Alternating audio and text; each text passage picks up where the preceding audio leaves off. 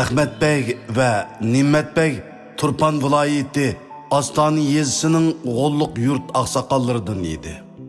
O chaqda Astaniga hokim bo'layotgan Mahmud Jisa mijazi to'limi o'sal va qaloq odam bo'lib, u o'z xalqiga xuddi dushmanga o'xshash qattiq qo'lliq qiladi va ularni har vaqt bahona tepib izlaydi. Temir xalifa va Mo'ydin xalifa Urumchida Yang Zingshin tarafidan o'ldirilgandan keyin ularning intiqomini olmoqchi bo'lgan Turpan Qumul Uyg'urlari Mo'ydin xalifaning ukisi Shokir boshchiligida Turpanda qo'zg'olon ko'tarib Yang Zingshinni aloqazodi qilib atgan edi. Yiligar Yang Zingshin mazkur qo'zg'olonni yanala shu yerdagi Uyg'ur amaldorlarining ichidagi o'ziga sodiq g'alchilar bilan qonliq bostirdi. Mahmud Jisa ana shular ichidagi mashhur g'alchilardan biri edi.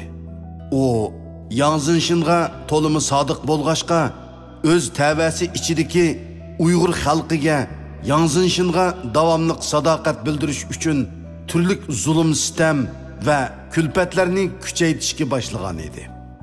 Mushunda qiyin kunlarning birida Turpan Ostoni mo'tvarlaridan Ahmetbek bilan Nimetbek ishkaylan yuraklik o'tirg'i chiqib Mahmud Jisaga ham siliq ham qattiq pand nasihatlarini qilishga boshlaydi. Biroq Mahmud ularning samimiy nasihatlariga parvo qilmay, Uyg'urlarni ezishni va bo'zaq qilishni davom qiladi. Shunga ular eng oxirgi qitim Mahmudni qattiq ogohlantirib, xalqqa qaratgan zo'ravonlik harakatlariga tubdan xotimi bermaganda hayoti bilan badal to'lab qolmay, yana bolalarining yetim, xotinining tul qoladiganligini askartib qo'ydi. Bu ogohlantirishdan qo'rqib ketgan Mahmud Jisa darhol Turpan shahriga berib, Yang Zingshin bir qo'lliq tayinlagan Xitoy valiga Ahmetbek bilan Nimetbekni shikoyat qilib, ularni jinimga va oilamga qasd qilmoqchi deb chaqirdi.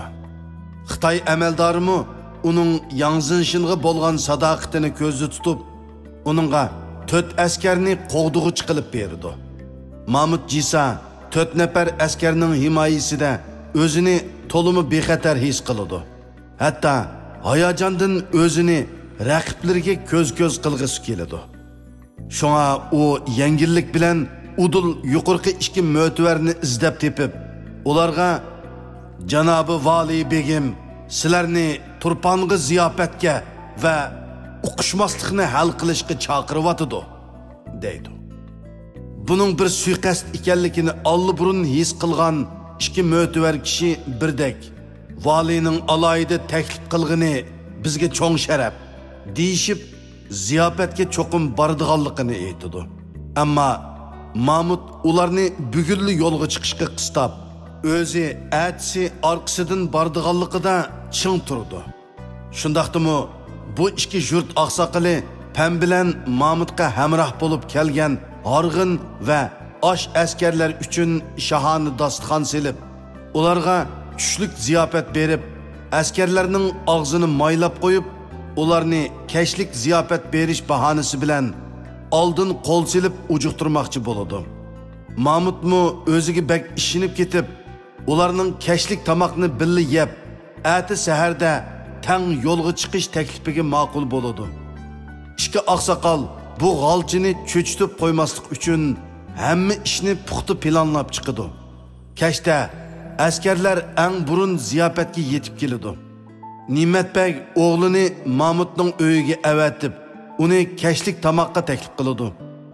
Mahmud kelgan hamon oqsoqollarning odamlari uni mahkam bog'lab, og'ziga liqqida paxta kaplab, bayamli qurolsizlantirilgan 4 askar bilan billa taqqa yolab elib mangdi. Shuning bilan Turpandagi Yang Zingshin kuchlari bilan mazkur oqsoqollar o'tirsida bir maydon tangpungsiz urush boshlanib ketdi.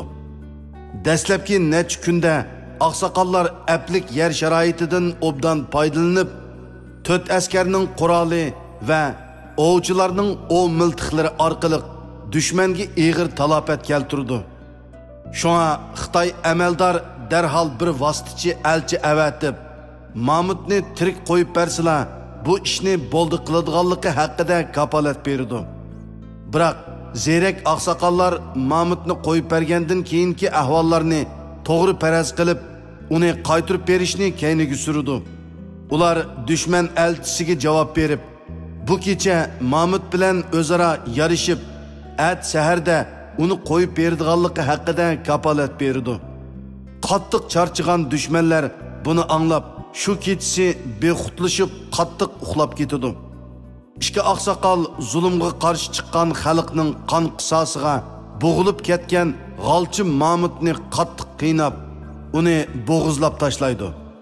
Ammo uning ziyonkashligiga uchirgan Uyg'urlarning ochiqi chiqmay, uning jasadini parcha-parcha qilib, har bir parchasini tog'dan tushadigan chig'ir yo'llarga tashlab, elga ibrat qiladi. Ular shu kechasi tong atmasdilar dushmanga hujum qilib, ularni yana bir qitim eg'ir chiqimdor qilib etdi. Turpanda yana bir cho'ng qo'zg'alon boshlanish oldida turganligidan xabar topgan Yang Zingshin qattiq cho'chib ketdi. Chunki u 1913-yili Mingtasta Qumul va Turpan qo'zg'alonchilarini aldab yurib, qonliq bostirib, Sharqiy Turkistondagi nopozini kuchaytirishga boshlagan edi. Kutilmagan bu shum xabar uni yana aloqazodi qilib etdi. U Urumchidagi eng yaxshi qurollangan bir tungan qismini Turpanga avatib, dastlabda qo'zg'alonchilar joylashgan tog' atrofini to'liq qorshab, ularning orqa sap va ochliq ta'minotini uzib etib, ondan har tarafdan tog'ni to'pqa tutdi. Gerçi iki oqsoqol va ular bilan billa qo'zg'algan Uyg'urlar o'q doriları to'liq tugigicha boturlik bilan urush qilib bir necha oy bardoshlik bergan bo'lsa-mu, biroq yaramsiz va yo'laksiz qolganni oz deb ko'p charchigan va teni ojizlab ketgachga dushman qorshov chambarikini paydin-pay taraytib, ularni tirik tutmoqchi bo'ldi. Temir Xalifa va uning qo'shinining qandoq vahshiyliklar bilan yo'qotilganligini obdan biladigan bu azimatlar Ahmet Bey va Nimet Beyning yetakchiligida qilchi taslim bo'lmay, adoqcha qarshilik ko'rsatdi. Ular atgan toshdan ko'zlari ko'r bo'lib, boshlari yerilgan dushmanlar ularni tirik tutishga ko'z yetmay, ularning hammasini shahid qildi. Bu vaqa 1915-yili yuz bergan edi. Gerçi Temir Xalifadan keyin bütün Turpanni zilzilaga solgan Yang Zingshinni aloqazodi qilayotgan mazkur qo'zg'alon qonliq bostirilgan bo'lsa-mu, biroq ular 1765-yildagi 3 turpanliq 7 qizlarimdan keyingi yana bir yangi qahramonlik dastoni yaratdi. Ularning qarshilik qilishdagi barliq imkoniyati to'liq tugab ketgan bo'lsa-mu, biroq chorisizlik ularni taslim qildira olmadi. Aksicha tog'dagi toshlarni qurol qilib tanlab, dushmanga o'z irodasini va milliy ruhini obdan ko'rsatib qo'ydi. To'limi afsus.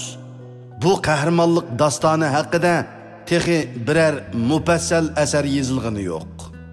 Shu vajidan bu qo'zg'alon haqida Uyg'urlar ko'p narsa bilmaydi. Ammo tarix bizga bu qahramonlik dastonida bosh rol olgan Ahmet Beyni To'qmoq nomi bilan qoldirib ketdi. Xuddi 1908-yili Qumulda boshlangan tunji qo'zg'alon, shu qo'zg'alonga bosh bo'lgan qaram kishining nomi bilan Torpaq yig'iliqi deb atalganidek, bu qitim qo'lidagi to'qmoq bilan qurolliq dushmanlarini yer ishlatgan Azmat Ahmet Bey bosh bo'lgan bu qo'zg'alon Ahmet To'qmoq yig'iliqi deb ataldi.